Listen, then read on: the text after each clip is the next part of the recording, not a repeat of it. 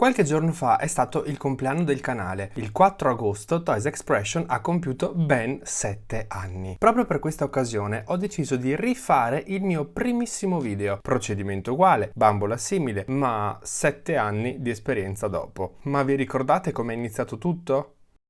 Ciao a tutti, ho deciso di realizzare questo video tutorial per mostrarvi come sistemare i capelli di una bambola ed ottenere un risultato simile a quello che avete visto all'inizio del video, visto che solitamente hanno i capelli molto rovinati appena escono dalla scatola.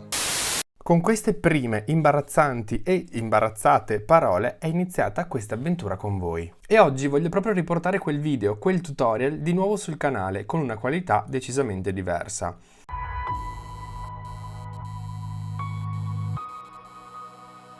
Ho scelto questa Claudine Wolf per due motivi. È da collezione e quindi oltre al video anche la bambola ha fatto una specie di upgrade, e poi perché ha i capelli dello stesso colore di Briar Beauty, castani con delle ciocche rosa. Ma adesso iniziamo spogliandola, rimuoviamo completamente quello che indossa, accessori ovviamente compresi, perché lasciandoli addosso rischieremo di rovinarli, e sinceramente di rovinare qualcosa di questa Claudine Collector non mi va proprio. Subito dopo stendiamo i suoi capelli e iniziamo a pettinarli con calma e pazienza. Iniziamo dalle punte e piano piano, salendo fino alle radici, non deve rimanere nemmeno un nodo. Eliminiamoli tutti. Ovviamente giriamola e rigiriamola, devono davvero essere perfettamente snodati. Questo faciliterà un sacco anche il passaggio successivo, per il quale ci serve un pentolino e dell'acqua bollente. Io utilizzo un bollitore elettrico, ma si può fare tranquillamente anche mettendo il pentolino sul fuoco. Mi raccomando di fare sempre tantissima attenzione a non scottarsi, perché l'acqua deve essere veramente a livello bollitura.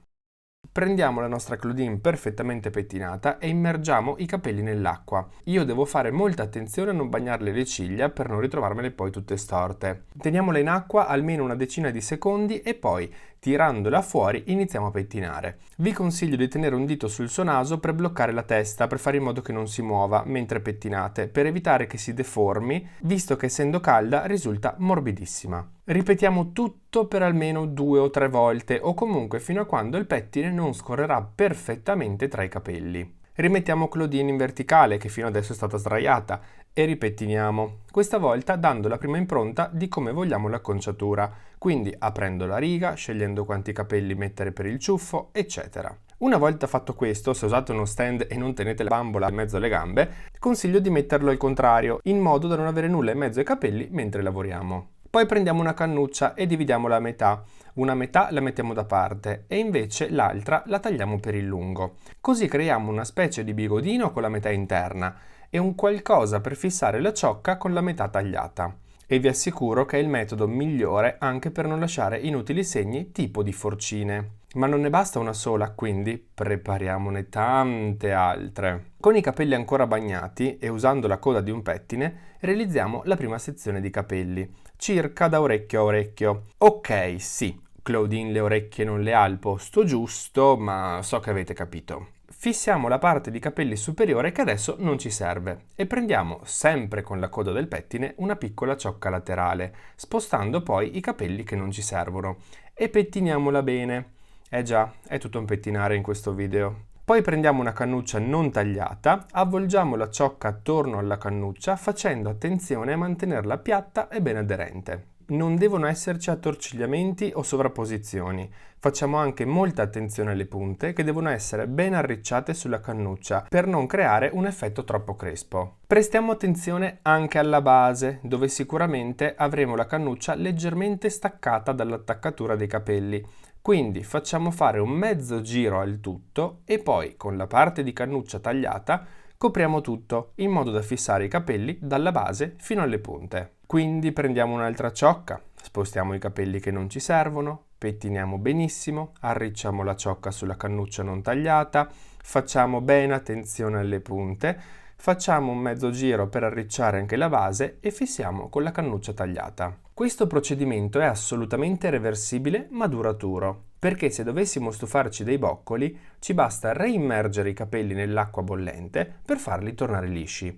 Ma se invece non facciamo nulla, i boccoli dureranno praticamente per sempre. Un problema potrebbe essere la colla dentro la testa che troviamo in bambole prodotte fino a qualche anno fa. La utilizzavano per fissare i capelli, ma essendo grassa tendeva a fuoriuscire dalla testa e inevitabilmente ad appesantire i capelli e quindi abbassare o addirittura disfare completamente i boccoli. Fortunatamente non viene più utilizzata e quindi con le bambole nuove non ce ne dobbiamo più preoccupare. Anche nelle bambole vintage il problema non si pone, non essendoci la colla nella testa, quindi boccoli per tutte. Nel frattempo, comunque, continuiamo ad arricciare tutti i capelli, ciocca per ciocca, sulle cannucce, fino a concludere tutta la testa. Prima di passare al prossimo step, devo specificare una cosa. Nel caso di questa bambola voglio un effetto molto voluminoso e per ottenerlo arriccio le ciocche in modo alternato.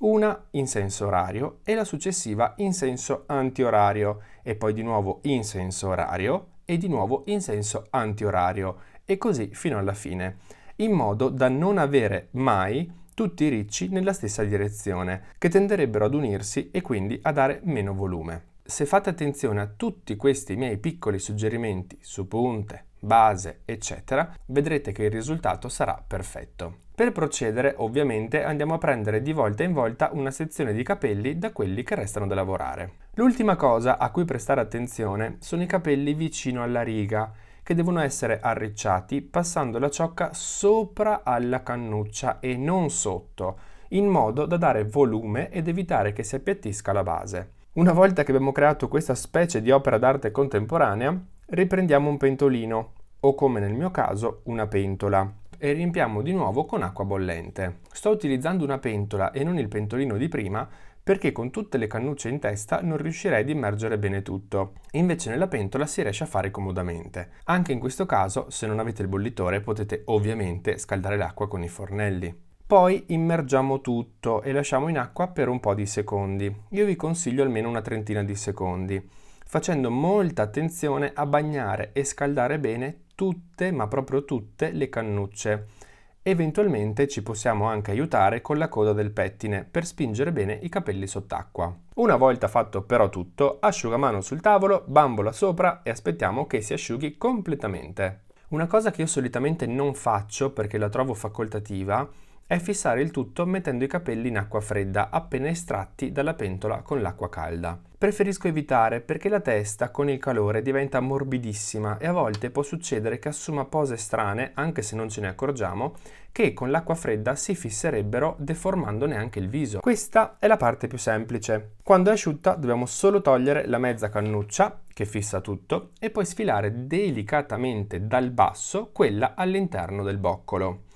Sfilatele senza srotolare le ciocche o si formerà subito un effetto un pochino crespo, quasi selvaggio, che oggi non vogliamo. Ci servono i boccoli super lucidi e definiti.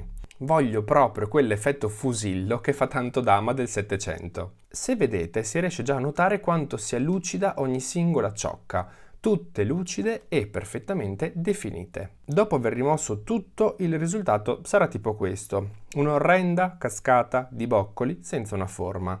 Quindi passiamo all'ultimo step, che è quello dello styling. Sono sicuramente lucidi e definiti, ma uno styling ci vuole assolutamente. Prendiamo quindi nuovamente la coda del pettine e dividiamo ogni singola ciocca almeno in due più piccole. Io alcune le divido anche in 3 parti, perché più le dividiamo e più sarà il volume. Ma attenti perché non dobbiamo esagerare, o rischiamo di nuovo di far uscire l'effetto crespo e incasinato. Direi che divise in 2 o in 3 ciocchettine più piccole è perfetto. Guardando diversi tutorial online ho notato che molti questo step non lo fanno, lo evitano, si fermano dopo la rimozione delle cannucce. Ma io trovo che sia un risultato incompleto e mi risulta una cosa un po' troppo amatoriale.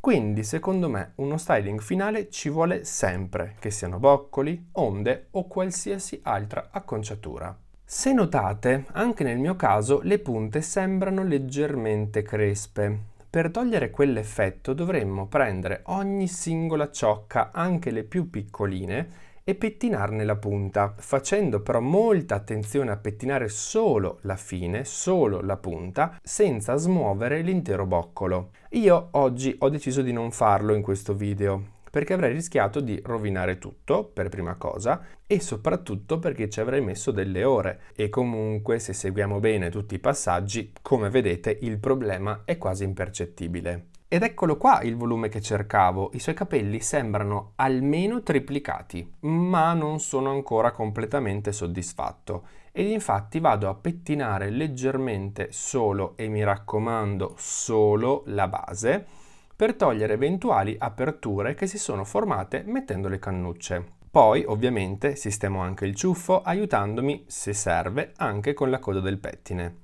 Sì. Per me il pettine a coda è la salvezza per qualsiasi cosa, se non si fosse capito. Una volta che saremo tutti soddisfatti del risultato, non ci resta che ovviamente rivestirla e eccola qua, completamente rivestita, in posa e con i suoi nuovi capelli perfetti. Ora potremmo anche andare a fissarli con un velo di lacca, ma io preferisco evitare perché comunque sono sicuro che rimarranno assolutamente stupendi. Direi che adesso Claudine è molto più... Claudine, me la immaginavo proprio così e sono contentissimo di averla sistemata. Ora posso rimetterla in scatola ed esporla assieme a Frankie della stessa linea. Tutte e due fresche di parrucchiere. Spero che il risultato piaccia anche a voi tanto quanto piace a me e soprattutto che i miei consigli possano anche tornarvi utili. Se avete domande, ovviamente, non esitate a farmele qui sotto nei commenti. Intanto però voglio assolutamente ringraziarvi tanto per questi 7 anni insieme, per la vostra presenza, per il vostro supporto e per essere sempre un triplo wow per me. Vi voglio bene.